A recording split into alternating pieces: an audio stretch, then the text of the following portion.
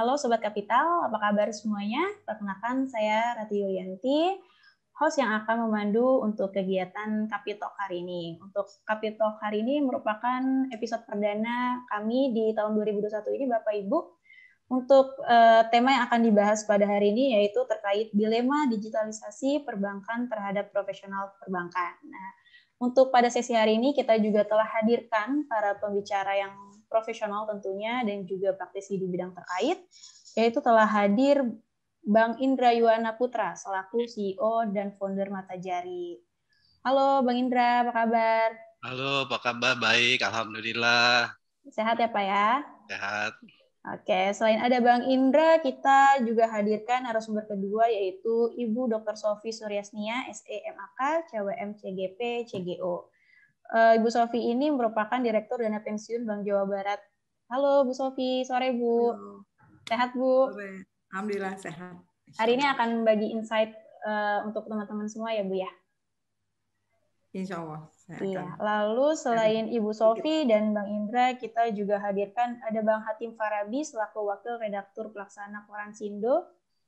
Halo Bang Hatim. Ya, halo Mbak. Gimana kabar Bang? Alhamdulillah sehat. Salam sehat buat semuanya. Oke, baik teman-teman. Ini merupakan 3 pembicara kita untuk hari ini yang merupakan para profesional dan praktisi di bidang terkait yang cocok dengan tema kita hari ini. Selain itu juga kita hadirkan moderator untuk acara hari ini yaitu ada Bang Ahmad Bangsawan. Halo Pak Ahmad, Bang. Enakan manggil Pak apa Bang nih? Enakan sih dipanggil Abang aja deh. Oke, kita panggil semuanya Bang berarti ya? Iya. Oke, karena baik. masih muda-muda ini semuanya. Oke, berarti untuk Bang Ahmad kita sudah login 71 partisipan nih untuk acara hari ini. Ya. Oke, baik. Untuk teman-teman nanti boleh melakukan diskusi tanya jawab melalui komentar, bisa ditulis di kolom tersebut. Nanti Bang Ahmad yang akan mendistribusikan informasinya ke pembicara ya. Ya. Siap. Oke, baik. Kalau begitu untuk waktu dan tempat saya persilakan kepada Bang Ahmad.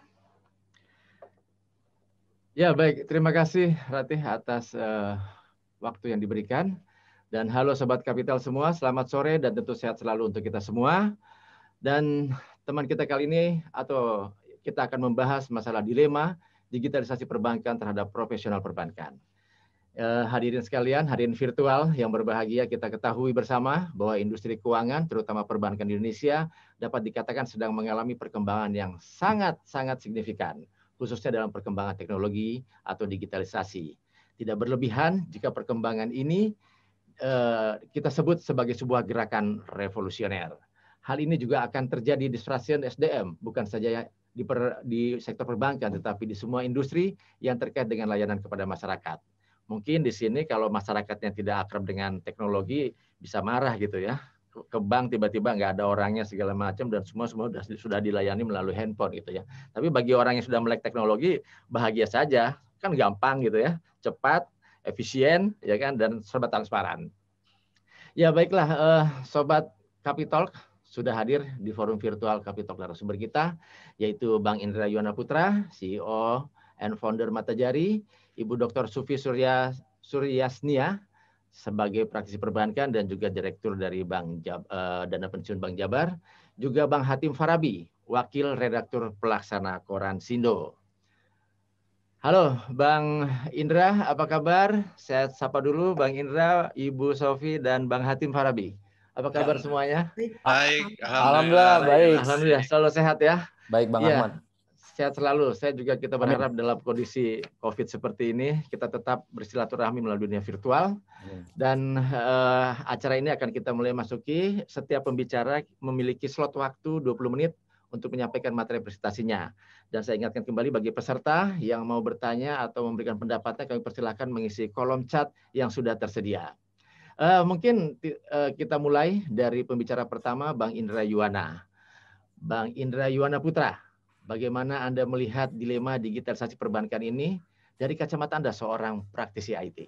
Silakan Bang Indra. Kalau memang ada materi translate-nya silakan juga ditampilkan. Iya. Terima kasih Bang Ahmad atas waktunya. Jadi memang mau tidak mau, suka atau tidak suka, perkembangan teknologi itu memaksa semua stakeholder untuk merubah tata kelola atau transaksinya. Saya bisa mulai dengan presentasi saya, Pak Ahmad ya, Bang Ahmad ya. Silakan. Udah kelihatan ya, Pak? Oke, silakan. Jadi terima kasih sekali kepada TAP Capital yang telah mengundang saya menjadi pembicara di sini. Judulnya Dilema Digitalisasi Perbankan Terhadap Profesional Perbankan. Jadi TAP Capital telah memberi kehormatan kepada karyawan bank adalah dianggap sebagai profesional. Jadi ditempatkan di tempat yang baik ya Pak ya. Iya. Saya Indra Yona Putra, CEO dari PT Matajari Mitra Solusi. Kami memang bergerak di bidang payment industry. Kami membuat software, klien-klien kami dari bank kebanyakan di industri keuangan. Sehingga kita biasa ketemu sama karyawan-karyawan bank di pekerjaan kita sehari-hari. Ini kita langsung aja ke penetrasi ponsel pintar di Indonesia saat ini. Di 2021 ini sudah 75%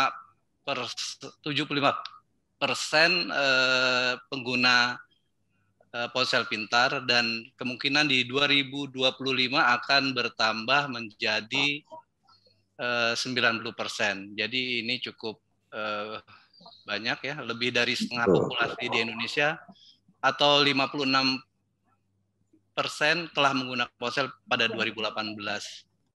Setahun setelahnya sebanyak 63% masyarakat menggunakan ponsel pintar, hingga 2025 setidaknya 89% populasi di Indonesia telah memanfaatkan ponsel pintar. Dalam kurun waktu 6 tahun sejak 2019, penetrasi ponsel pintar di tanah air tumbuh 25%.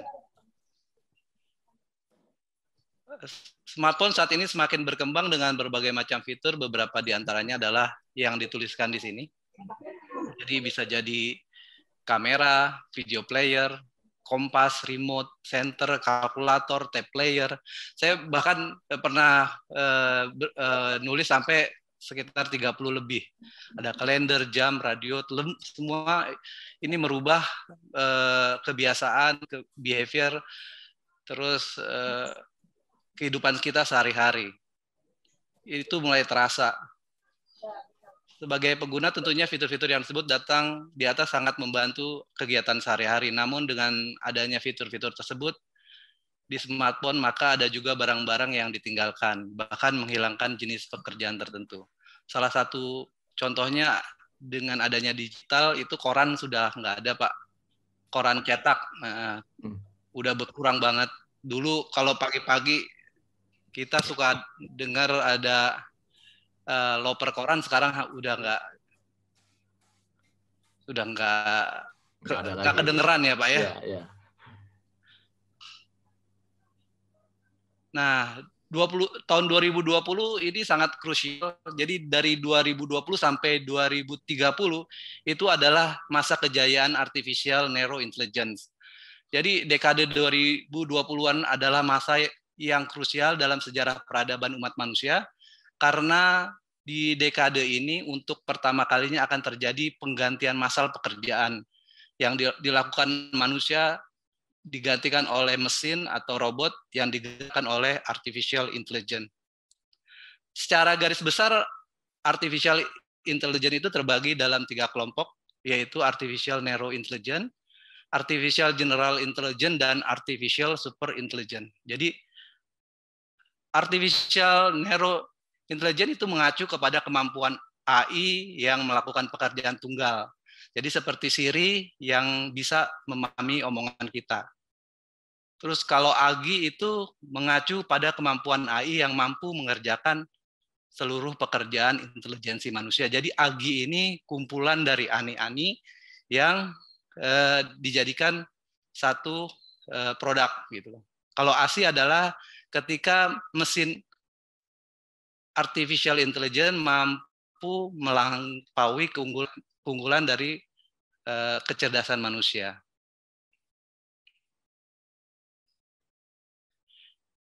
Nah, ini saya ambil dari Amal Joby.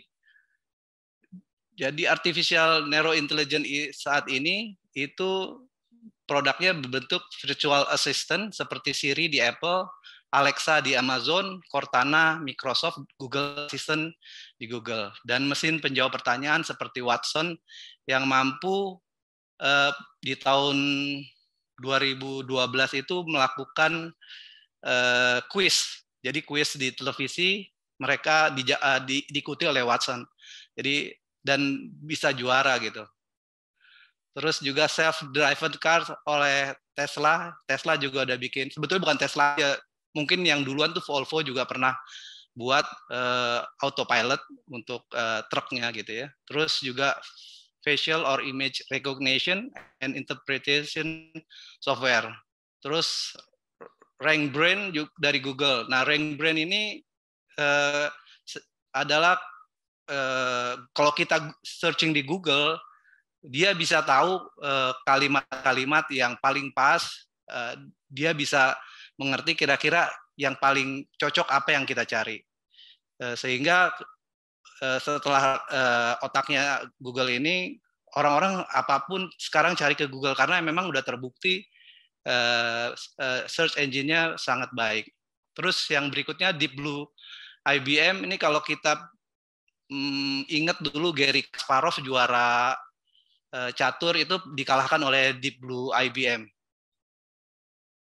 superkomputer waktu itu.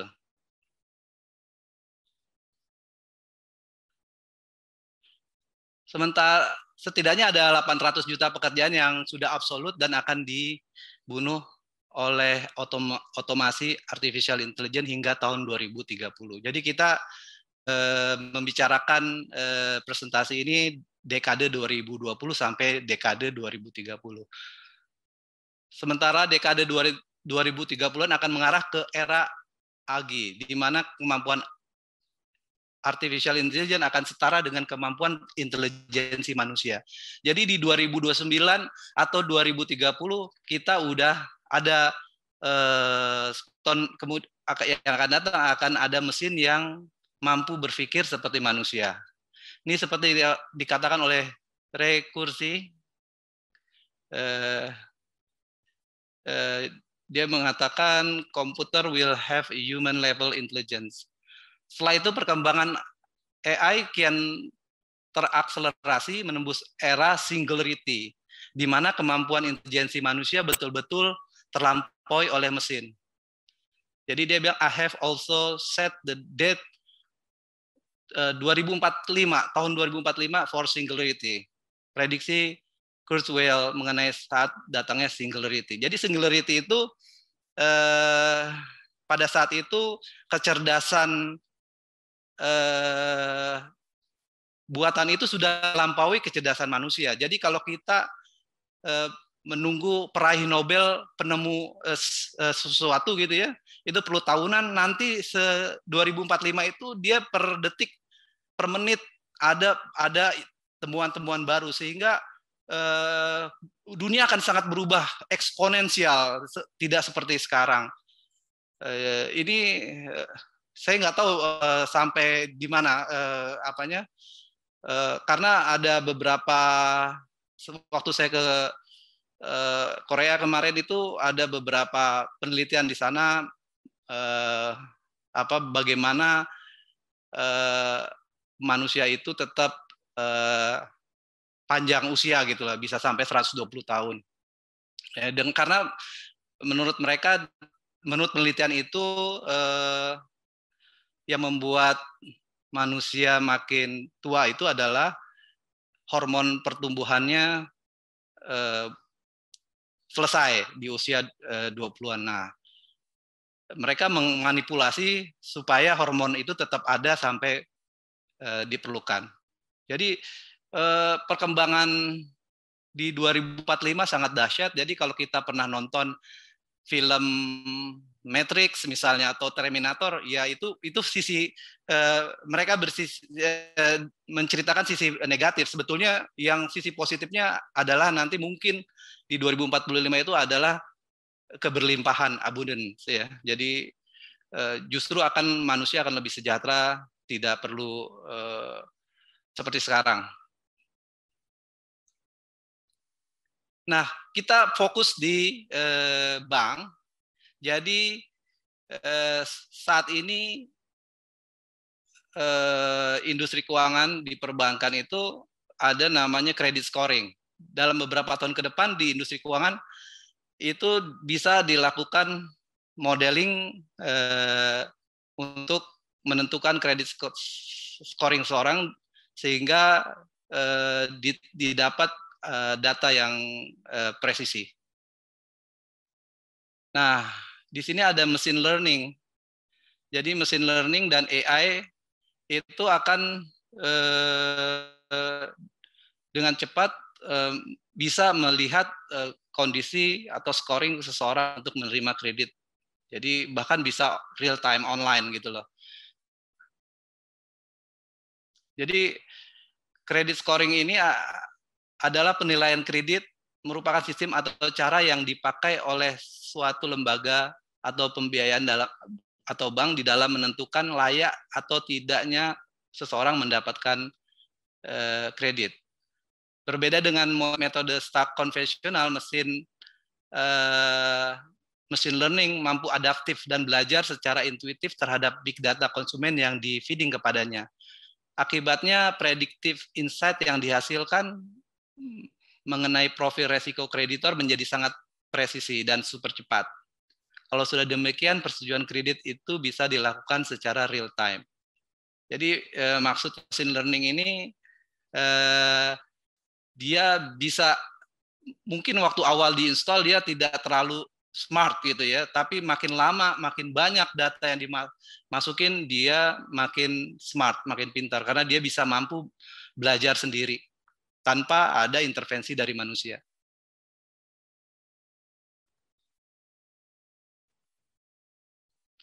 Penerapan artificial di perbankan Indonesia. Sebenarnya penerapan ini udah dilakukan dari tahun 80-an ya, penerapan cuman masih belum populer istilah AI-nya. Tapi sebenarnya mesin ATM, mesin CDM itu adalah mesin-mesin yang cukup cerdas. Ya, jadi contohnya kalau kita tarik tunai di ATM, kita punya kartu misalnya Bank BCA, kita tarik tunai di Bank Mandiri, kok bisa keluar uangnya gitu kan? Nah sebetulnya banyak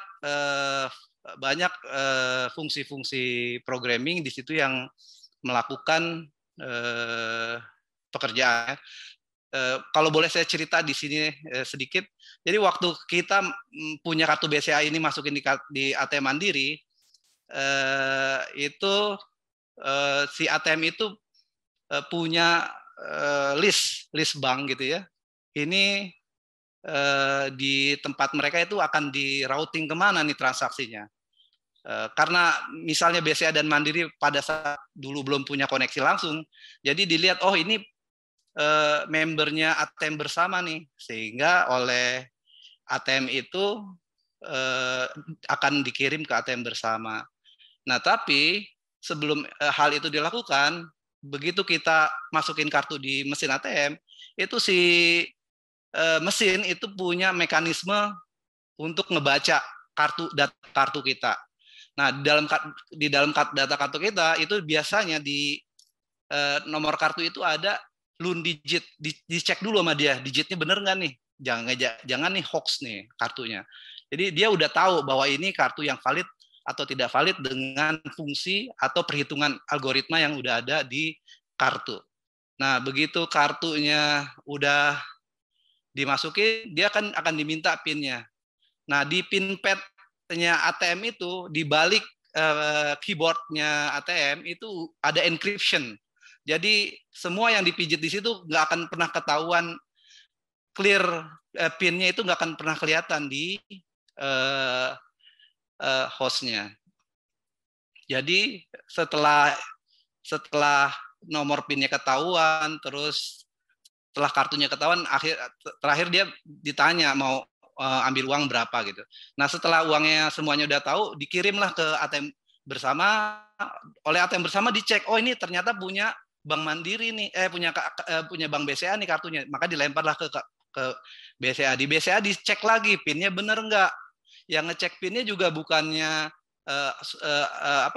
hanya software tapi hardware yang ngitung. Jadi hanya hardware itu yang tahu bener nggak nih PIN-nya.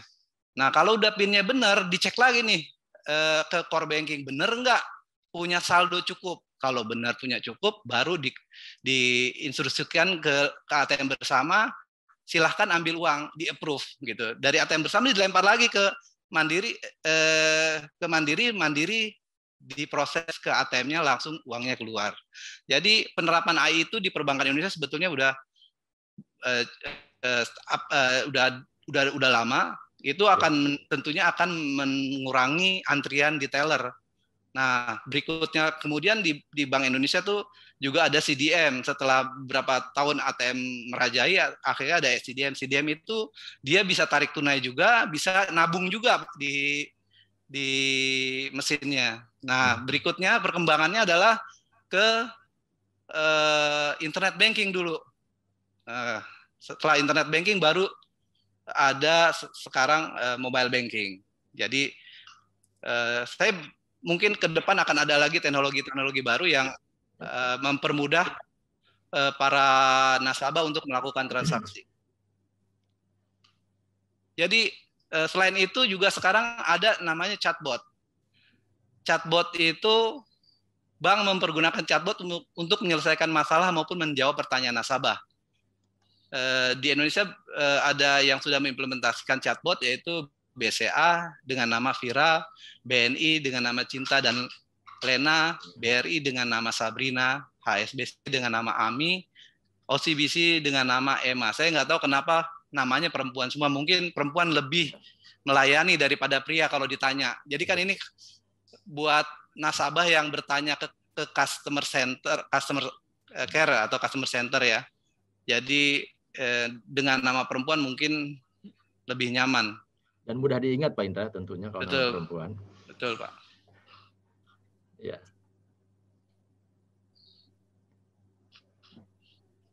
Nah, pada tahun 2016 Bank BTPN mengeluarkan konsep bank digital yang diberi nama Genius. Jadi produk tabungan digital dari Bank BTPN ini bisa dibilang yang paling pertama di Indonesia. Saat ini Genius terhubung dengan ekosistem perbankan nasional dan sistem pembayaran internasional melalui kartu debit Visa. Genius berkolaborasi dengan beberapa mitra antara lain Gojek, Spotify, Brightspot, The Goods Department Store, Indosat, XL, Telkomsel, Elevenia, Dino Market, dan Traffic Cafe. Jadi kalau kita ingat waktu itu juga dengan adanya bank digital, artinya cabang-cabang bank itu akan berkurang. Kalau kita bisa bayangkan di satu cabang itu berarti ada tellernya, ada kepala cabangnya, ada manajernya, ada Pak Satpamnya, jadi mungkin ada office boy, itu dari sisi SDM, juga dari sisi bayar gedung, listrik, dan lain-lain. Sehingga dengan adanya bank digital ini akan sangat meredus cost dari bank, sehingga bank bisa lebih kompetitif lagi dalam bisnisnya.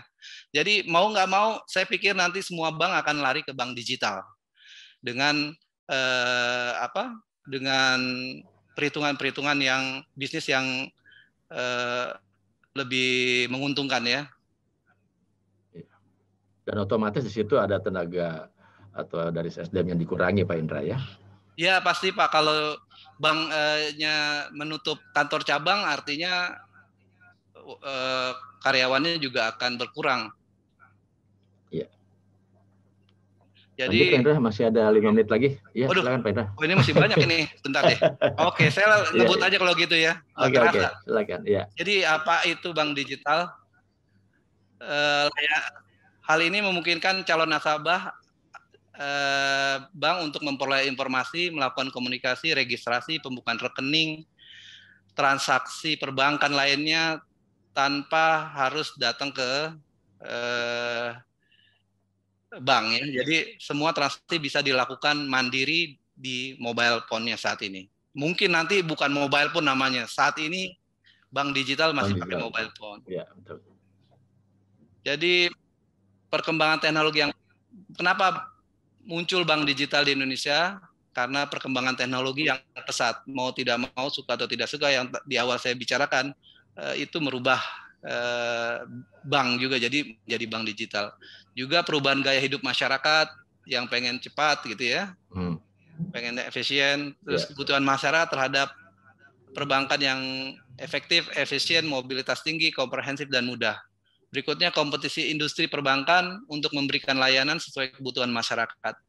Berikutnya kebutuhan perbankan terhadap operasional yang efisien dan terintegrasi. Bank digital hadir melalui dua pola di Indonesia ya, bank yang melakukan transformasi model, strategi dan produk bisnis. Yang kedua adalah bank yang sejak awal dibentuk sebagai bank digital. Jadi kalau di Indonesia ini ada BTPN bikin Genius, terus Bank DBS bikin Digibank, Bank Commonwealth bikin Tim Digital, Bank Bukopin bikin Boke, Bank Permata Permatami, Bank Danamon D-Bank, dan OCBC NSP dengan Nyala. Ini pola yang pertama, jadi dari bank konvensional menuju bank digital. Digital ya, oke.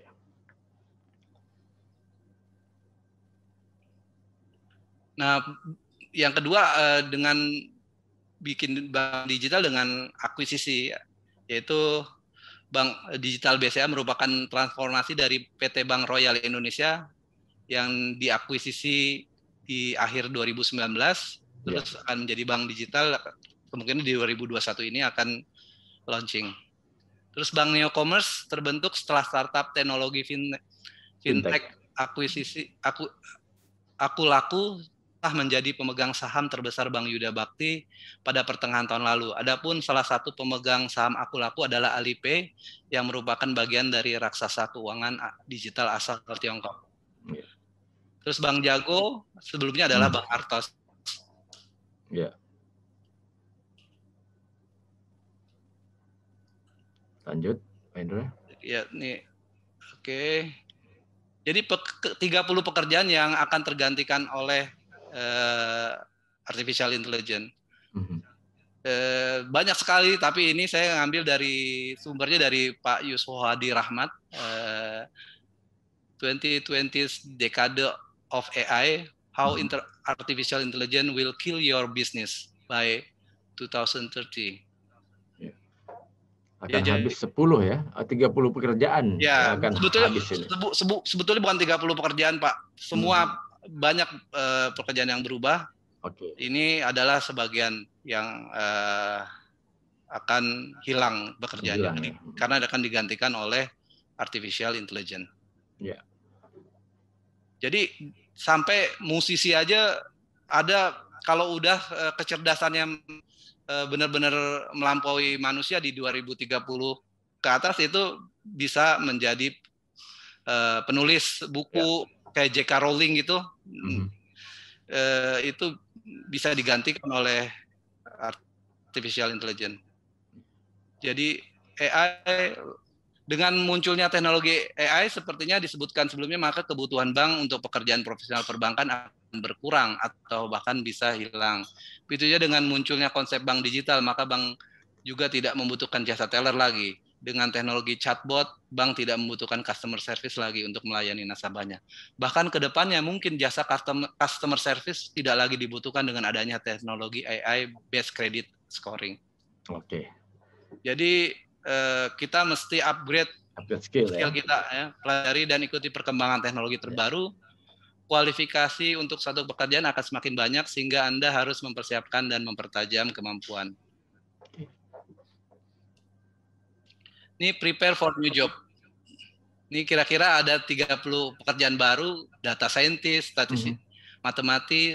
mathematician, statistician, data engineer, big data developer, data analyst, wearable tech designer, sensor actuator engineer, AI spesialis dan lain-lain. Ini JavaScript developer juga. Begitu Pak.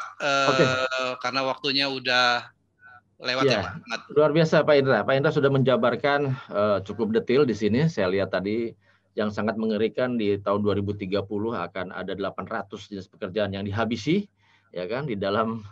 Luar biasa ya. Masih ada 10 tahun lagi. Insya Allah kita umur panjang sehat dan masih bisa melihat kejadian-kejadian seperti ini. Dan saya juga berharap Bang Hatim nanti bisa juga meliput di tahun 2030 tentunya ya. Akan seperti apa bentuknya nanti. Ya. Dan satu lagi catatan tadi yang paling menarik, Pak Indra juga memaparkan bahwa di dalam sektor perbankan sendiri ada beberapa jenis pekerjaan yang hilang, namun juga harus ada di upgrade skill ya bagi SDM perbankan itu sendiri. Ini menarik Pak Indra, dan tentunya upgrade skill ini akan juga mengarah ke sesuatu yang bersifat kompetensi, sertifikasi kompetensi, dan mungkin negara harus melihat ini Pak Indra ya. Betul Pak Ahmad. Oke, baik Pak Indra. Nanti ini sudah ada pertanyaan-pertanyaan, sudah cukup lumayan. Saya coba dulu beralih ke Ibu Sofi dulu. Oke Pak Indra, sejenak ya. Kita coba ke Ibu Sofi. Silakan. Ya, bagaimana Ibu Sofi? Anda melihat dilema digital perbankan yang terjadi sekarang ini, Ibu Sofi. Kami persilakan Ibu Sofi. Ya, baik. Mungkin share screen-nya bisa di off dulu ya Pak Indra ya. Oh iya. Pak Indra di off dulu screen ya. Ya. Baik. Assalamualaikum warahmatullahi wabarakatuh. Saya ucapkan Waalaikumsalam. Waalaikumsalam warahmatullahi wabarakatuh. Tab Kapital yang sudah memberikan kesempatan ya pada saya untuk bisa ikut sharing sedikit ya. Karena saya tadi lihat udah luar biasa nih Pak Indra ya. Memberikan insight-nya yang saya udah ketinggalan zaman lah ya, seperti itu orang setua saya ya. Tetapi di sini saya pernah punya sejarah juga nih Pak Indra. Jadi dulu waktu saya kuliah itu sempat sampai jadi sistem analis ya waktu di digital service-nya. Gitu. Udah sampai sistem analis, terus sempat bahkan waktu itu saya berada di kantor cabang masih mainframe ya. Komputerisasinya masih mainframe, terus masuk ke mana disebutnya apa namanya ke kantor pusat ya. Nah itu maaf. Nah ini masuk ke kantor pusat. Ini saya kebetulan lagi cuti di rumah ya, jadi mohon maaf kalau ada ini suara-suara ini. Tidak apa-apa. Saya lagi silakan. Lagi istirahat. Nah, seperti itu. Nah, jadi apa namanya? Dipindahkan itu saya dari kantor cabang itu ke kantor pusat ke IT ya awalnya. Gitu. Di BJB Ibu ya? Ya, mau ditempatkan di IT waktu itu. Okay. Sempat seperti itu. Dan memang saya punya pertama kali sempat bikin zaman dulu ya.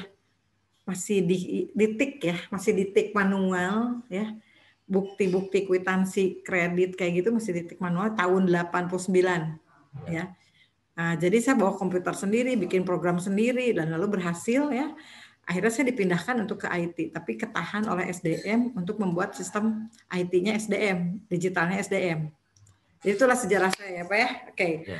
Itu barangkali dasarnya orang IT juga gitu ya. Terima kasih ya.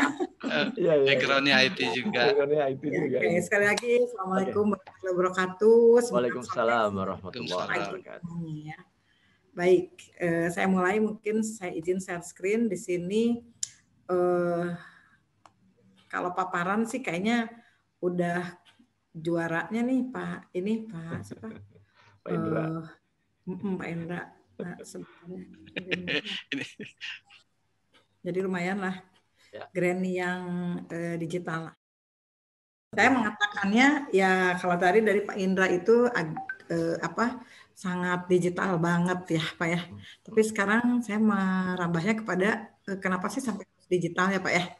Jadi ada the power of services ya Pak for financial industry. Jadi bukan hanya perbankan aja nih Pak Ahmad ya. Iya. Gitu. Sudah banyak sebenarnya. Mana-mana ya. Jadi kepada industri financial. Jadi untuk menghadapi digital transformation gitu. Jadi bagaimana kekuatan services ya. Berangkatnya dari situ ya Pak Indra ya, kita juga ya sama ya. Gitu. Bagaimana penguatan servicesnya. Jadi services for financial institution tuh ada perbankan ya, ada asuransi, ada dana pensiun juga, financial technology gitu ya.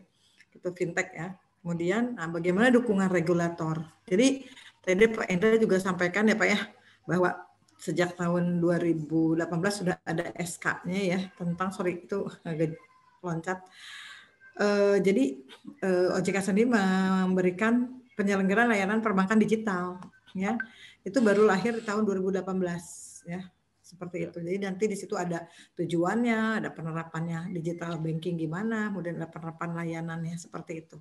Ya, teman-teman bisa melihat di nomor ini nanti ada pembahasannya lengkap lah seperti itu. Nah, kalau begitu bagaimana nih tantangannya nih, gitu ya, untuk perusahaan dan pemerintah juga ya, bukan hanya perbankan aja ya, Pak Ahmad ya. Betul. Gitu. Pemerintah dan perusahaan dan serta generasi milenial di sini. Jadi berdasarkan hasil penelitian, maaf ya saya menyetir hasil penelitian saya ya Pak. Ya. Disertasi saya ini itu perbankan se-ASEAN. Iya, perbankan se-ASEAN. Saya penelitian saya ini yang berpengaruh terhadap kinerja itu bukan keuangan, bukan modal, tapi SDM. Yang pertama itu SDM. Kemudian yang kedua itu jaringan dan digital. Gitu, dengan digitalisasi gitu. Yang ketiga baru GCG ya Pak ya, GCG-nya, kemudian kinerja keuangan baru di situ ada modal, ada aset. Bahkan modal dan aset itu ya bisa jadi terbalik gitu. Maksudnya gini, ketika maaf kita lihat ya di Singapura kan ada Bank DBS ya. Nah, kalau semakin tinggi ya modal, semakin tinggi aset, itu return ya untuk kinerjanya kan, kalau kinerja diukurnya dengan ROE lah ya, dengan return kan, itu bisa jadi negatif, bisa maksudnya tuh negatif tuh berbanding terbalik gitu. Kenapa? Karena semakin banyak modal, aset dan sebagainya, tapi kalau pasarnya kurang ya Pak ya, kalau pasarnya kurang maka apa? Akan berbalik ya, dia harus marketnya harus tambah. Jadi istilahnya jenuh ya pasarnya ya di Singapura. Nah, udah lebih dulu nih ya Bank DBS kan D-nya itu diganti ya, tadinya di development-nya jadi D-nya itu jadi Digigate digital ya gitu. Nah, seperti itu. Itu jadi kita sudah didahului oleh teman-teman dari luar. Kenapa pilih Indonesia? Karena pasarnya kuenya masih banyak, Pak. Di situ. Nah, saya pernah menguji juga ya kecepatannya gimana sih mengajukan kredit kepada bank-bank tersebut ya yang dari luar sana. Yang lebih cepat memang ya seperti itu. Nah, kita mau nggak mau nih harus legowo ya dari sisi perbankan di Indonesia ini harus agresif lagi. Kemudian sumber daya manusia dan pola pikir merupakan tantangan terbesar ya pemerintah dan perusahaan Indonesia nih di era milenial untuk dapat berkolaborasi menghadapi transformasi digital. Ini nggak bisa sendiri-sendiri ya Pak ya. Nih Pak Indra udah ada di sini nih, harus siap kolaborasi ya Pak ya. Seperti itu. Gitu. Iya. Nah, bagaimana dengan tantangan industri finansialnya nih? Ya. Nah, berarti harus dipilih SDM yang inovatif dan kreatif, gitu. Dan SDM yang adaptif dan resiliensi. Ya, teman-teman udah tahu lah inovatif seperti apa, ya kreatif seperti apa, adaptif ya menyesuaikan. Ya, saya aja tahun 89-90 itu, 89 ini karena saya di rumah jadi ada tukang ini ya, tok gitu ya. Gitu ya. Seperti ini. Nah, adaptif dan resiliensi. Ya. Jadi kalau itu cepat menyesuaikan diri ya. Seperti tahun 89 aja saya kuliah waktu itu hanya karena saya akuntan, ya maksud akuntansi. Saya hanya ingin untuk diri sendiri aja lah kebutuhan ya, untuk kebutuhan diri sendiri aja gitu. Bahwa ini kita butuh tools gitu. Ya kan? Lebih kepada tools ya awalnya kan, seperti kemudahan dia kita untuk mengerjakan akuntansi itu yang lebih cepat, lebih apa dan sebagainya. Dan benar, waktu itu tahun 89-90 itu saya kenapa harus dipindahkan?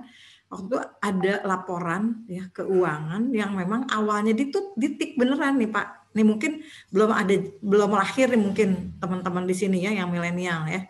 Gitu, tahun 89-90. Nah, itu waktu itu masih diketik, masih ditik gitu ya. Dan itu harus 6 lembar, jebret gitu kan, harus kencang banget lah pokoknya. Kalau ngomong di sini kayaknya nggak bagus lah ya. Tetapi ini untuk melihat sejarah ya jas merah lah ya, seperti itu. Nah, betapa kita harus adaptif. Waktu itu aja saya harus membuat hanya dengan programming yang sederhana, saya bisa merubah itu gitu.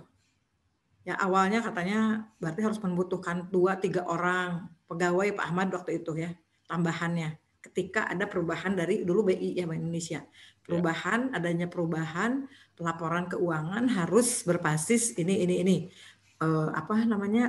Disebut itu per kategori apa harus ada pemilahan kategori. Nah kalau saya udah punya database, cabang saya udah punya database nih, kategori itu udah mudah banget gitu, udah tinggal di ini aja gitu. Maaf ya nih saya sedang ada cucu juga di rumah nih, saya punya cucu satu nih ya. Jadi rame Bu. Jadi rame, senang. Ya. Nah kemudian itu ya jadi adaptif di situ. Kalau resiliensi ya tahu sendiri kan, seperti SpongeBob ya, begitu ditekan ya kembali lagi kan. Nah gitu ya, jadi tertekan nih perbankan nih gitu ya dengan fintech dan sebagainya, harus bisa adaptif kembali lagi gitu kan ya, seperti itu. Harus Akhirnya kuat, tahan ya. Iya betul Pak. Jadi ada upscaling dan reskillingnya itu seperti apa nih teman-teman nih yang para milenial ya. Nah kita lihat nih, kita bandingkan nih antara Indonesia dengan negara-negara lainnya ya. Ketika penggunaan digital banking ini dalam 6 bulan ini depannya itu seperti ini nih sebenarnya ya. Indonesia udah harus dibandingkan dengan yang ini, dibandingkan dengan yang ini hasil dari Deloitte kalau nggak salah. Ini di sini. Kemudian sedangkan untuk digital active customer di Indonesia ya, untuk pembelian ininya maksud produk-produk bankingnya ya, masih harus ditingkatkan ya, sementara di negara-negara itu lebih tinggi ya, seperti itu. Kemudian karena disruption justru consumer banking ya yang paling tinggi menggunakannya ya. Nah tadi bagus juga tuh Pak Indra tadi ya untuk menilai kredit gitu ya. Adanya mungkin di sini di micro banking ya. Micro banking masih sedikit nih, masih 6%. Artinya nih kuenya masih banyak nih Pak Indra. Mari kita garap ya. Nah seperti itu. Siap Bu. Ini grup berempat berlima ini harus bikin konsultan nih. Nah di sini ya. Di sini ada commercial banking, corporate banking masih sedikit dibandingkan dengan consumer banking ya. Mungkin dari sisi payment dan sebagainya. Kemudian dari sisi produk digital yang menurut PwC produk digital menjadi prioritas pengembangan ya. Sini juga sama ada platform, terus big data analitiknya ya seperti itu. Nah ini blockchain masih rendah ya seperti itu. Nah, fintech collaboration ini sudah mulai nih, sudah sampai 70% ya. 68%. Biasa kan. Oke. Nah kalau kita lihat tadi Pak Indra sudah menyampaikan ya sampai dengan itu ya, bagaimana sih awalnya dengan kontak fisik ya, mulai online dengan self service ya, Pak, kemudian connected dan akhirnya digitalisasi ya. Digitalisasi di sini AI ya. Nah kita lihat bank itu kan lembaga intermediasi ya, untuk nasabah yang berlebih dan untuk nasabah yang perlu kan, seperti itu aja. Pasti punya produk-produknya kalau kita lihat marketing mix. Tapi ini semua nggak ada gunanya kalau tidak ada ini service gitu. Nah online service di sini untuk apa? Sebenarnya untuk meningkatkan efisiensi ya, meningkatkan efisiensi dan better customer experience.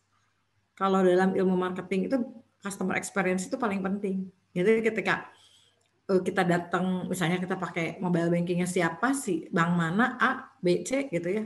Wah ini senang langsung tulis kan di ini, kalau sekarang udah pakai medsos ya, udah ya langsung, jangankan gitu. Saya anak-anak saya aja yang saya anaknya di mana, bank mana gitu ya. Tapi dia tetap lihat di IG, bagus ya, saya gitu kan ya.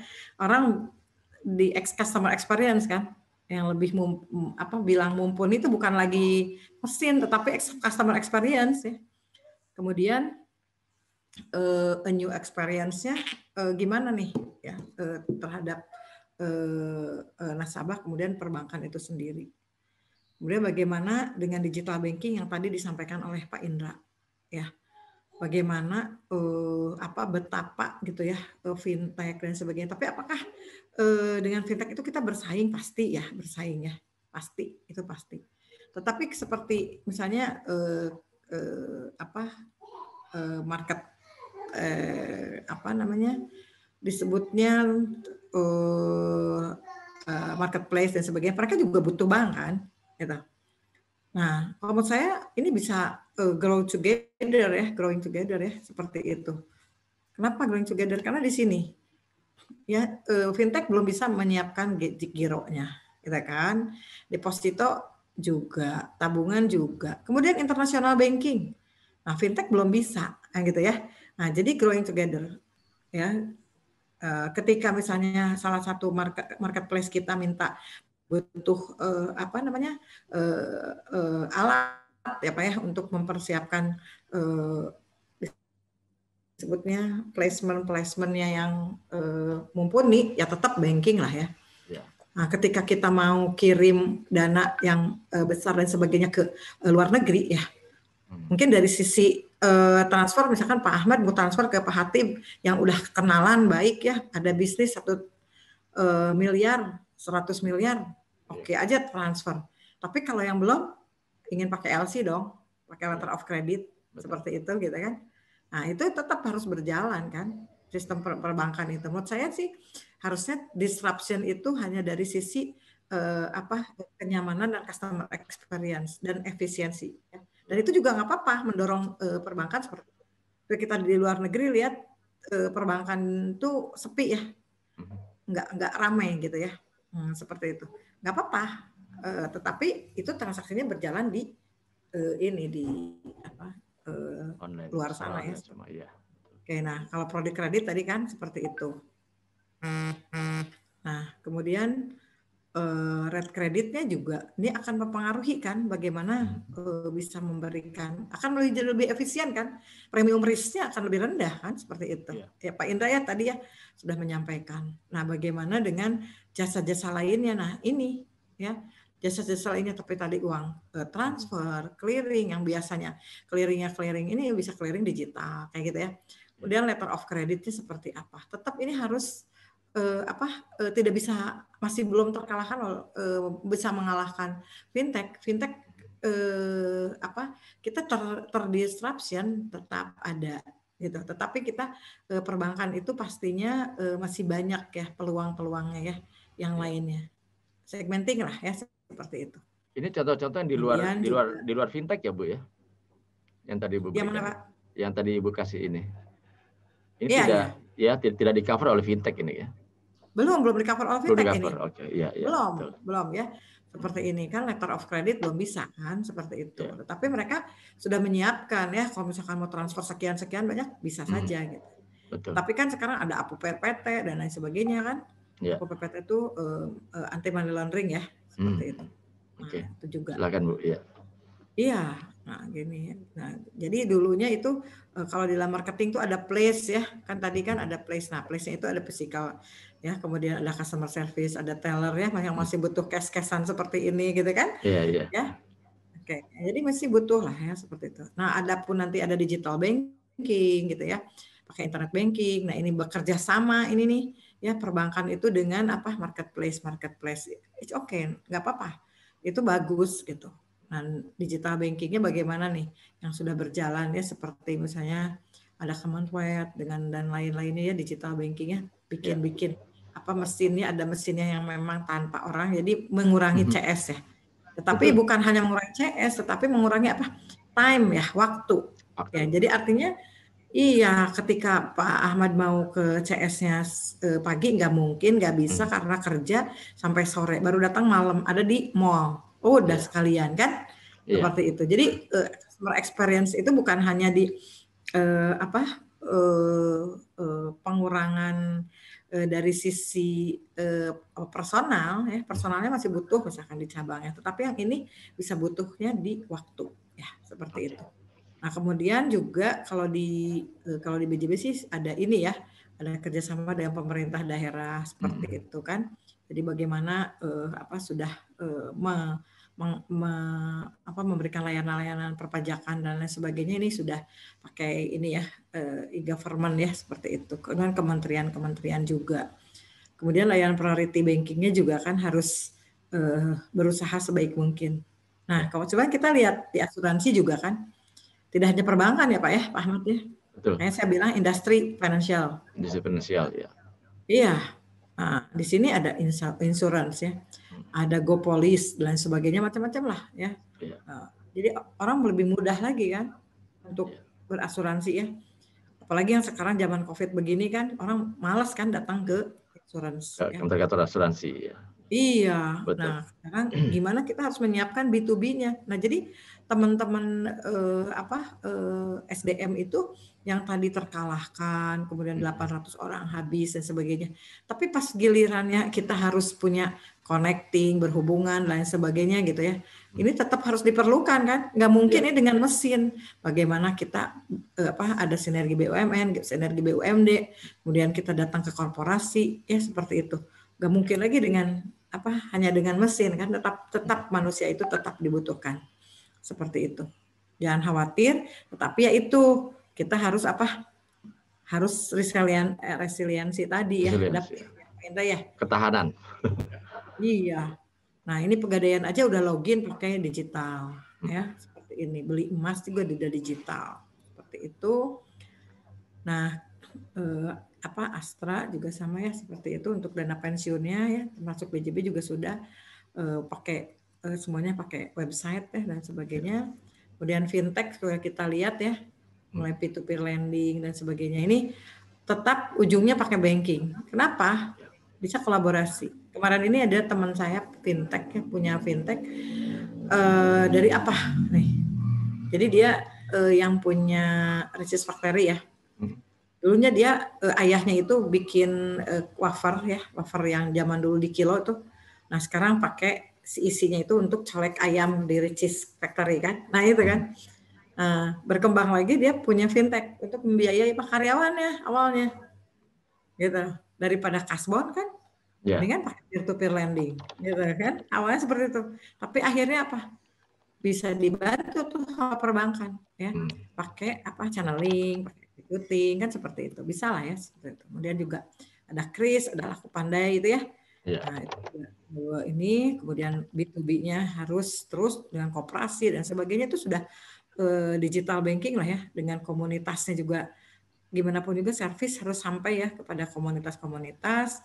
Nah, jadi bagaimana nih tantangannya nih? Rekrutmen ya harus mau nggak mau fresh graduate-nya harus IT minded ya.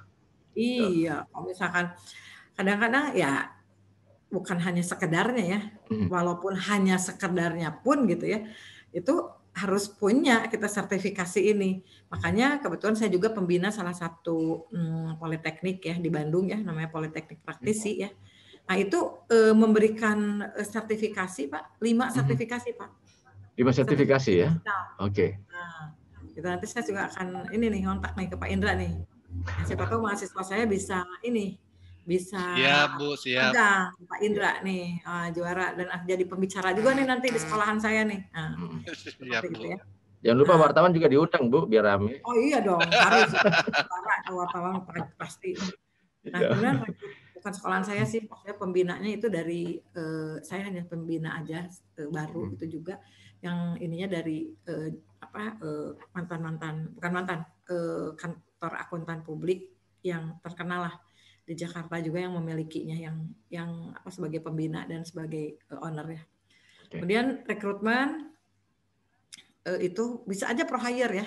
Pro hire misalkan sudah di bank mana ya, tetapi kalau misalkan IT mindednya kurang juga sayang ya. Jadi sertifikasi IT itu harus ya.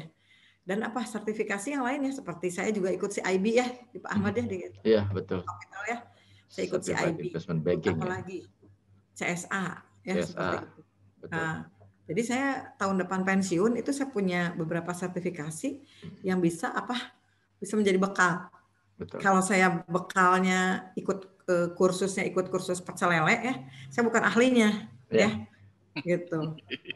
Ya kan? Nah, jadi harus sesuai dengan bidangnya gitu. Ya kan? Betul. Nah, jadi dari sisi internalnya harus ada capacity building. Jadi kalau tadi ada rekrutmennya, tinggal nerima. Jadi akhirnya ketika ngerekrutmen pro hire maupun fresh graduate dilihat nih punya ini enggak, punya sertifikasi enggak? Ya udah yang punya sertifikasi diduluin, ya kan? Nggak usah meningkatkan ke sertifikasi lagi. Tapi kalau yang sudah ada di internal, ini capacity building itu bisa ditingkatkan dengan sertifikasi ya Pak. Oke. Nah, kemudian peningkatan skill tadi sudah bisa dibahas ya. Jadi bagian tentang IT ya di sini. Baik. Ya tadi balik lagi pada IT ya. Seperti itu meningkatkan hard skill dan soft skillnya. Sertifikasi mengarah pada digitalisasi. Dan bagaimana dengan kunci suksesnya ya di era digitalisasi? Ya mau nggak mau, kalau misalkan hari ini kemarin aja yang sebelum pandemi ini belum masuk kepada digital banking ya, sementara yang buku 1 itu belum boleh nih, misalkan seperti itu. Udah repot banget kan? Bagaimana ya? Betapa tidak adaptifnya gitu. Sementara kita harus menyiapkan SDM yang handal, profesional, gitu kan, yang sudah ahli ya. Bang juga kan pengennya gampang ya Pak ya. Nah, gitu. Saya berapa menit lagi atau sudah lewat Pak? Ini sudah tinggal 2 menit lagi nih Bu. Oke, pas. Ya. Kalau gitu. Di sini bukan infrastruktur dan dalamnya sistem IT dan infrastruktur. Jadi nggak dimanapun juga permodalan di perbankan itu kalau misalkan banknya buku 1 ya yang modalnya berapa gitu ya sampai dengan sekian T gitu kan. Nah, ini butuh walaupun akar bagus nih gitu ya.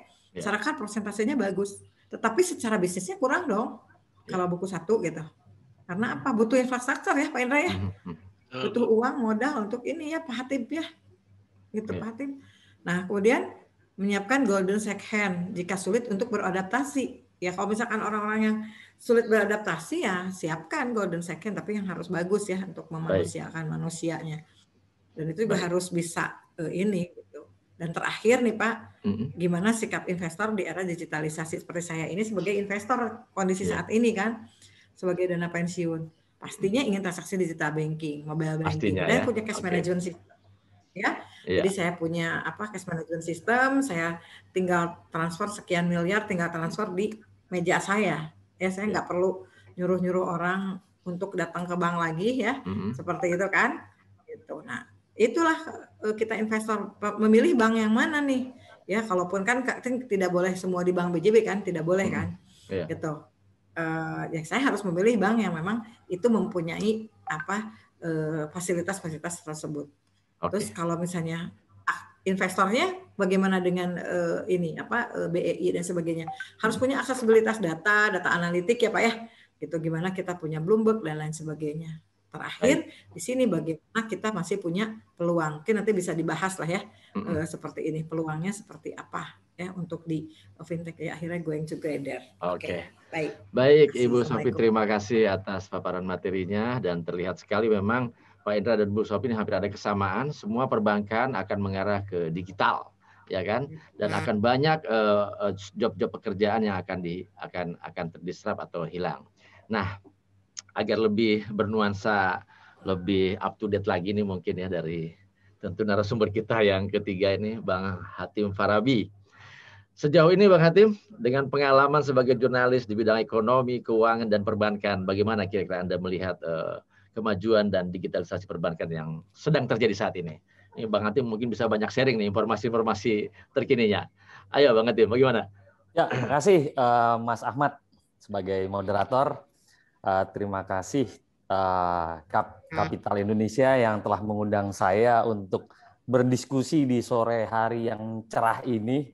Amin. Dengan tema yang sangat menarik juga. Tadi sudah yaitu temanya dilema digitalisasi perbankan terhadap profesional perbankan. Ini tema yang sangat menarik dan sangat up to date.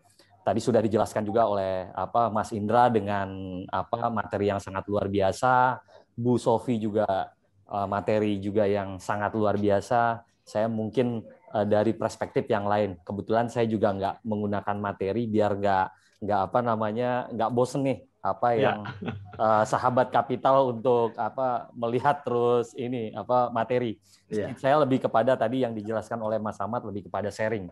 Ya, emang kalau kita lihat bahwa pandemi COVID-19 itu membuat industri digital di Indonesia jadinya semakin maju. Prediksi sebagian kalangan mengatakan bahwa era digital Indonesia kemungkinan akan terjadi 3 tahun lagi. Tapi ternyata dampak pandemi ini membawa berkah, digital itu menjadi semakin maju, semakin cepat.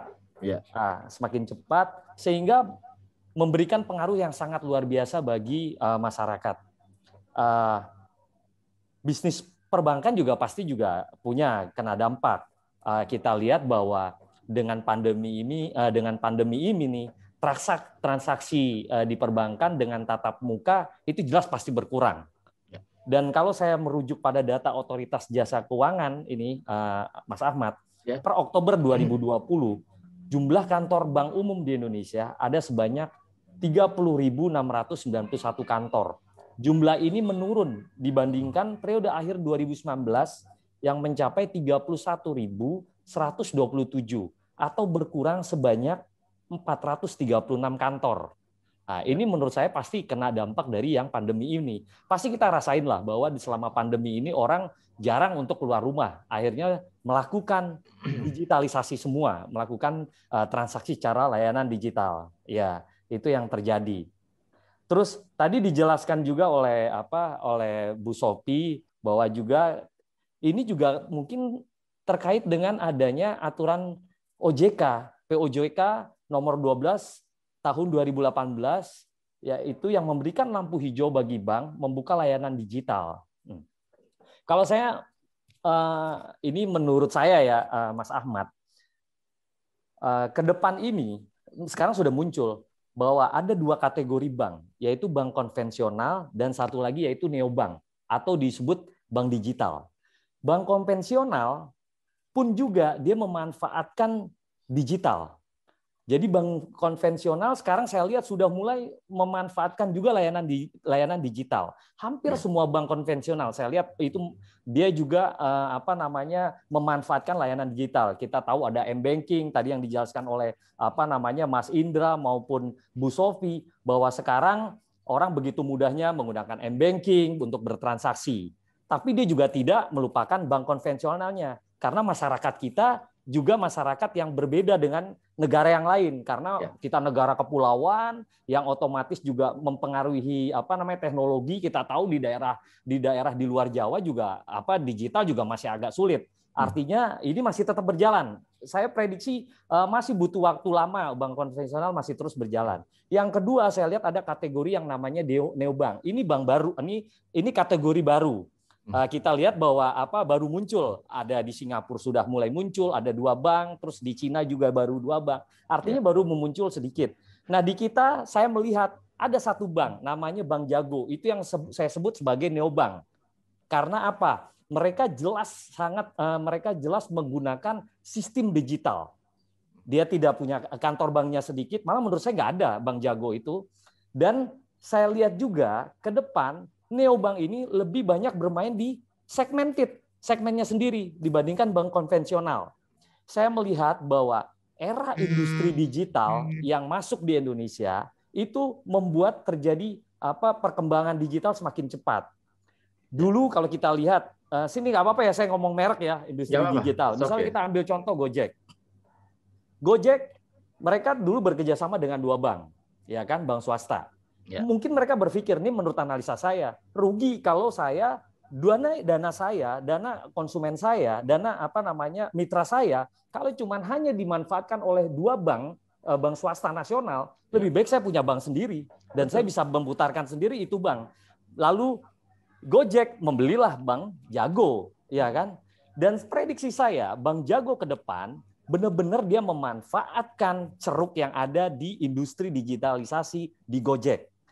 Karena yang tadi dijelaskan oleh Bu Sophie, mereka beda dengan fintech. Kalau bank digital, 1 poinnya dia bisa mengambil dana nasabah, bisa mengambil dana pihak ketiga. Itu bedanya fintech. Digital itu benar-benar melakukan inovasi yang sangat luar biasa. Tadi benar kuncinya. inovasi dan adaptif. Nah, saya nggak tahu ke depan apakah fintech juga kemungkinan akan terus maju berkembang atau akan mati dengan adanya neobank. Tapi setidak-tidaknya neobank ini memberikan sebuah cakrawala baru di dunia perbankan. Itu yang memberikan peluang. Tadi kalau kita bicara tema ini memberi peluang bagi masyarakat kalau silakan yang mau untuk mau bekerja di sebuah institusi baru yang bernama yang tadi saya sebutin kategori neobank itu. Neobank itu pasti akan tumbuh. Ini baru satu. Saya lihat Gojek dia telah membeli Bank Jago. Kita lihat sekarang pemberitaan yang sangat luar biasa. Shopee pasti dia akan membeli bank dan sudah beli dia Bank BKE kan. Kemungkinan dia akan membeli satu bank lagi yang TBK. Kita lihat nanti perkembangannya. Terus lagi saya lihat nanti industri bank yang satu lagi yaitu Grab. Pasti saya yakin dia akan beli lagi. Karena apa? Dia akan memanfaatkan komunitasnya ini yang sangat luar biasa. Tadi saya prediksi saya nanti Bank Jago, mereka belum bergerak ini. Mereka Bank Jago, ini kalau saya lihat nanti, dana pihak ketiganya dari mana sih? Dia akan ambil dari yaitu apa? Driver Gojek, driver Gokar, maupun mitra-mitra dari GoFood. Itu udah sangat luar biasa. Itu kue yang sangat luar biasa menurut saya. Itu yang akan diambil oleh si Bank Jago ini, ya kan? Dia dapat dana pihak ketiga. Pasti intermediasi banknya apa sih? Dia harus mengucurkan kredit. Mengucurkan kreditnya kemana? Ke komunitas itu lagi. Kita tahu bahwa Gojek maupun Gokar, ya kan? Terus maupun yang pengusaha-pengusaha GoFood, pasti dia butuh pinjaman. Yaitu untuk apa? Kredit motornya, kredit mobilnya maupun kredit usahanya. Menurut saya ini sebuah industri baru yang sangat menarik. Nah, Bang Hatim, itu kayaknya di dalam neobank ini terjadi transaksi udah sama sekali tidak ada cash di situ ya. Tidak akan ada cash. Tidak akan ada cash. Itu yang benar-benar. Makanya saya sebut ada dua kategori tadi, yaitu neobank dan bank konvensional. Tapi bank konvensional juga ada yang masih sampai sekarang belum adaptif dengan dengan digital. Tapi saya menganalogikan sama seperti sebuah perusahaan taksi. Dulu saya lihat kan, taksi itu ada yang begitu dia kasarnya alergi dengan digital. Padahal sebenarnya digital itu harus ditemenin. Kita harus mengikuti digital. Kita nggak bisa berdiri sendiri. Akhirnya apa yang terjadi? Banyak industri taksi yang mati. Iya kan? Betul. Nah, yang bertahan sekarang yang apa? Dia juga memanfaatkan era digitalnya. Dia Butuh berdamai waktu. dengan teknologi. Berdamai dengan, itu kuncinya. Berdamai dengan teknologi. Saya pikir bahwa emang digital itu harus berdamai. Nah, menurut saya ini peluang-peluang yang sangat bisa memberikan nilai tambah bagi masyarakat ke depannya. Saya pikir bank konvensional saya pikir masih terus tumbuh karena apa? Itu tadi saya bilang bahwa di Indonesia kita punya karakter yang berbeda. Kita negara kepulauan dan juga kita pun jadi sisi IT teknologi juga kita masih terbatas. Nah, pun bicara neobank itu menurut saya masih terpusat di pusat-pusat kota, tapi tidak sampai ke daerah-daerah. Tapi ingat, bukan berarti bahwa di daerah terpencil pun juga bisa kita manfaatkan dengan layanan digital. Saya ingat bahwa OJK pernah membuat sebuah program yang namanya program Laku Pandai. Tadi saya melihat presentasi dari Ibu Sofi. Micro banking itu masih punya pangsa pasar yang terbuka ceruknya, 6% tadi.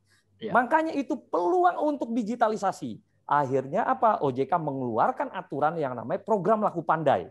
Program Laku Pandai itu apa? Yaitu menyasar kaum mikro tadi ini dengan cara apa? Layanan digital. Dan situ sudah efektif. Dan ada bank yang ternyata keuntungannya luar biasa dengan mengandalkan itu.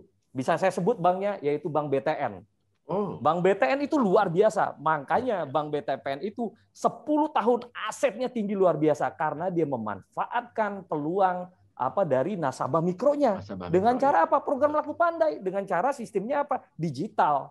Digital itu harus kita harus berdampingan. Bagaimana kita tadi yang lagi-lagi dibilang oleh Bu Sophie maupun Mas Indra, kuncinya itu adaptif dan inovatif.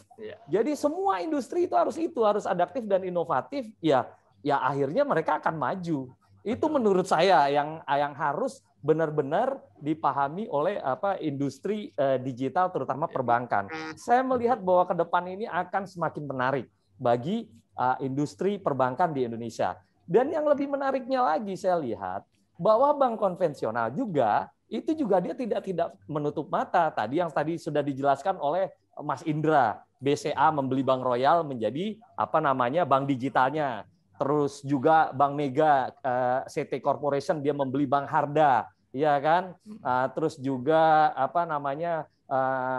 saya melihat juga ini karena faktor ada aturan OJK, Mas Ahmad. Aturan OJK itu bahwa di akhir tahun 2022 bank itu minimum asetnya itu kan harus 3 triliun. Mau nggak mau itu akan mendorong bank melakukan merger atau dibeli, ya, atau dia dijual, ya kan? Dan ditambah lagi ada sebuah celah, ada sebuah ceruk industri digital yang terus berkembang. Nah, akhirnya ini make sense nih, ya kan? Industri digitalnya berkembang dan ada aturan OJK bahwa bank-bank ini harus menaikkan modal. Nah, ini kan make sense nih. Akhirnya maksudnya ketemu nih. Nah, sekarang kalau kita lihat belakangan hari ini, bank-bank kecil yang tercatat di Bursa Efek Indonesia naiknya luar biasa.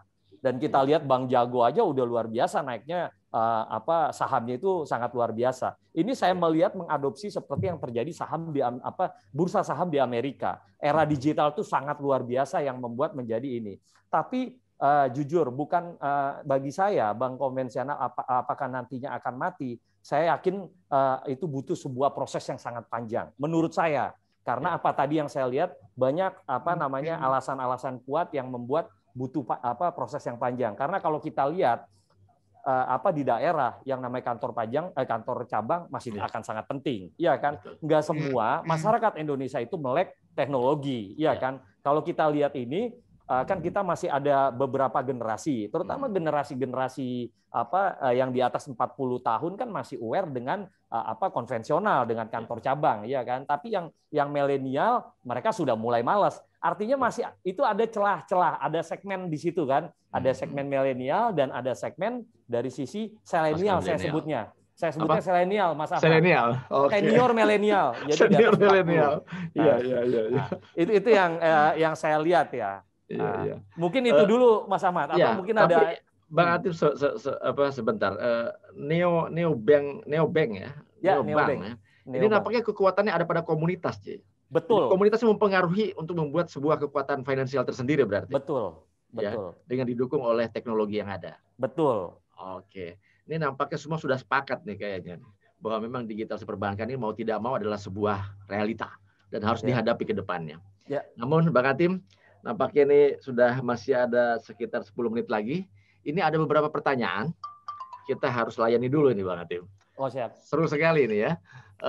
Ini ada pertanyaan yang pertama tadi dari ini Mariana Puspa, Ibu Mariana Puspa. Digital perbankan juga merambah ke bagian servis utamanya teller. Konon kabarnya mereka akan diganti oleh mesin. Pertanyaan saya yang menjadi teller adalah cita-cita sebagian besar masyarakat. Bagaimana mengantisipasinya? Ini mungkin Ibu Sofi yang bisa menjawab ini. Silakan Ibu Sofi. Ya. Baik, betul sekali ya, terganti. Tetapi kita kembali lagi dilihat dari jumlah yang diambilnya seberapa banyak. Jadi ketika pengambilan uang cash-nya bisa diambil dari mesin, itu juga kan membutuhkan likuiditas di mesin ya. Ibu siapa tadi yang bertanya ya? Jadi Bu Maria ya. Mariana Puspa. Mariana ya. Itu. Ya, jadi tetap ya teller itu masih dibutuhkan ya dari sisi ya. Karena kalau misalkan kita membutuhkan kalau pengusaha begitu udah jarang lagi sebetulnya mengambil cash langsung ya. Pasti sudah pakai sistem transfer. Tapi transfer yang besar juga tidak bisa pakai mobile banking ya. Tetap harus menggunakan langsung ke banking ataupun pakai cash management ya, seperti saya tadi sampaikan puluhan miliar itu bisa di mobile banking itu udah biasa lah seperti itu ya. Tapi kalau untuk pengambilan cash yang besar itu masih dibutuhkan. Jadi berkurang ya, tetapi kalau ditiadakan sama sekali tidak. Rasanya seperti halnya di luar negeri juga mungkin kita lihat bank itu sepi, tapi masih ada ya. Ya, izin Pak Ahmad saya menyapa ini. Terima kasih ada di CEO Crow Indonesia. Ya, betul. Ya. KAP Global nih ya. Kebetulan beliau ini adalah direktur dari Politeknik Digital Bisnis Indonesia. Selamat bergabung. Yang ada di Bandung. Terima kasih Pak Munir Ali ya Pak. Terima kasih Bu Sofi. Atas kehadirannya Pak. Ya, Pak Munir, terima kasih bisa bergabung buat dengan kami. Buat Politeknik Digital nih, jadi pas ya. Nanti kapan-kapan bisa kita sharing lagi nih Politeknik Digital. Nanti kita bikinkan sesi khusus untuk Politeknik Digital ini. Sesi khusus nih nanti. Iya, kita nyetak digital accountant juga Pak. Jadi. Digital accountant, ada digital bisnis, digital pajak sih sekarang tuh bukan hanya banking aja saya, makanya tadi ada financial institution ya, seperti itu. Jadi jangan khawatir Bu Mariana ya, makasih. Jadi kalau bisa juga Ibu Mariana meningkatkan kapasitasnya ya Bu ya. Ya, jadi pelatihan atau apapun gitu ya. Betul, skillnya itu ya, yang seperti misalkan tidak gaptek, misalkan kalau dia tidak punya skill up yang digital minded, begitu lihat komputer gaptek, tapi sekarang udah zamannya nggak ada lagi lah seperti itu, semuanya sudah. Iya betul. Mau tidak mau sekarang sudah sampai di kampung-kampung udah digital, cuma tetap orang kampung masih suka uang cash Bu. Betul. Mas Ahmad mungkin boleh tambahin ya, Mas Ahmad. Iya, Pak Katib, ayo. Gimana? Ya, menyambung tadi Bu Sofi. Ya, kira-kira ke depan itu apakah teller akan hilang? Itu tadi saya bilang bahwa bicara konvensional berkurang pasti, Mas Ahmad, pasti berkurang, terutama di pusat-pusat kota. Nah, cuman saya melihat bahwa emang bank itu akhirnya melakukan sebuah terobosan. Nah, terobosan itu saya lihat ada satu bank yang ini yang sangat menarik. Sekarang saya melihat bahwa tidak lagi bank itu sekarang lebih istilahnya tertutup, yaitu nasabah datang ke kantor. Tapi saya melihat bahwa dengan adanya digitalisasi ini, era yang ini, sekarang bank lebih inovatif, lebih terobosan. Mereka menjemput bola. Konsepnya mereka mendatangkan. Ada salah satu bank, mereka menyebutnya saya melihatnya ini sebagai teller berjalan ya. Dia sebagai bankir pemberdaya. Mereka datang ke sebuah komunitas, ya kan? Mereka datang sebuah komunitas, mereka mengumpulkan. Menurut saya itu lebih inovatif lagi. Jadi bukan hanya seseorang itu begitu bangganya menjadi pegawai bank, bukan hanya untuk menerima duit, tapi dia juga memberikan sebuah sharing ilmu, sharing pengalaman, dan juga memberikan sebuah pemberdayaan bagi masyarakat sekitar. Dan itu menurut saya terbukti sangat luar biasa. Jadi nanti ke depan seorang pegawai bank bukan yang hanya cuma menerima duit saja, tapi dia juga pasti akan memberikan jalan keluar bagi seorang nasabahnya, termasuk dia mengumpulkan. Ini saya ambil satu contoh, yaitu yang dilakukan oleh BTPN Syariah melalui konsep pemberdayaan perempuannya. Itu luar biasa sekali. Jadi bankir pemberdayaan ini dia nyebutnya bankir, begitu luar biasanya kan, namanya itu menjual menurut saya dibandingkan seorang teller. Bankir pemberdaya, dia mempunyai sebuah kumpulan nasabah ibu-ibu, gimana cara mengelola keuangan, ya kan, bagaimana cara berbisnis, dan bagaimana cara dia kalau ini Bu, kalau kalau mau menabung, Ibu harus siapkan amplop ini, terus kalau mau berbisnis harus seperti ini. Dan saya lihat itu konsep yang sangat luar biasa. Dan saya pikir itulah bank-bank yang emang punya inovasi yang maju, lah itu yang akan terus berdan, dan itu yang menurut saya ya itu akan membuka membuka lowongan-lowongan kerja baru bagi masyarakat. Itu mungkin Mas Ahmad tambahan saya. Pernyataan Bang Atim ini menjawab pertanyaan dari Satya Pras ini. Sudah cukup terakomodir nampaknya. Namun masih ada pertanyaan berikutnya. Ini juga lumayan ya. Pertanyaan dari Dr. Mahathir Muhammad ini. Mohon izin saya mau menanyakan, sentimen bank digital membuat harga saham perbankan naik. Apakah kenaikan harga saham di sektor tersebut didukung oleh fundamental dan valuasi yang sesuai? Apakah tidak terlalu berisiko berinvestasi di sektor tersebut? Wah, ini pertanyaannya ini bisa ke Bu Sofi, bisa ke Pak Edri, bisa ke Bang Hatim ini namanya. Pak Ahmad ini lebih pas kayaknya. Iya. Bagaimana? Mungkin Bang Hatim dulu deh. Ini yang lebih menguasai informasi di pasar modal ini. Bu, gini Mas Ahmad, saya jujur nih takutnya insider trading. Takutnya insider trading. Tapi ya kalau saya sih melihatnya gini, fenomena sekarang bank-bank kecil yang tercatat di Bursa Efek Indonesia itu meningkat, sekarang lagi naik semua, itu kan karena faktor saya melihat ya, di Indonesia ini di pasar modal, isu yang kuat yang mengerek saham itu yaitu ada dua, Mas Ahmad. Ini menurut analisa saya ya sebagai seorang jurnalis ekonomi, yaitu isu digital dan isu energi terbarukan. Menurut saya ini yang lagi hotnya nih, yang lagi trennya. Jadi yang berbau digital itu semua naik. Menurut saya juga tidak hanya banknya juga. Nah, kenapa ini bank-bank kecil ini semua pada naik? Itu tadi yang saya jelaskan tadi, Mas Ahmad. Karena ada aturan OJK yang di akhir tahun 2002 bahwa batas minimum modal itu harus 3 triliun. Mau nggak mau, ini bank kecil ini apakah dia melakukan merger atau dia dijual. Nah,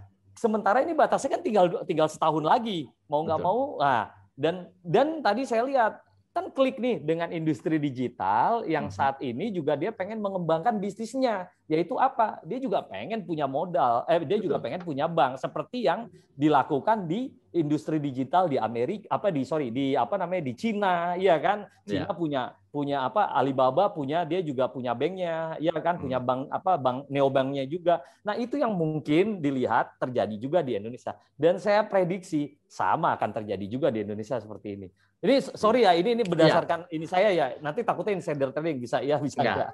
Kalau saya ini melihat ini bukan insider trading, tapi ini catatan-catatan khusus dari seorang jurnalis ketika melihat realita di dalam perkembangan digital perbankan.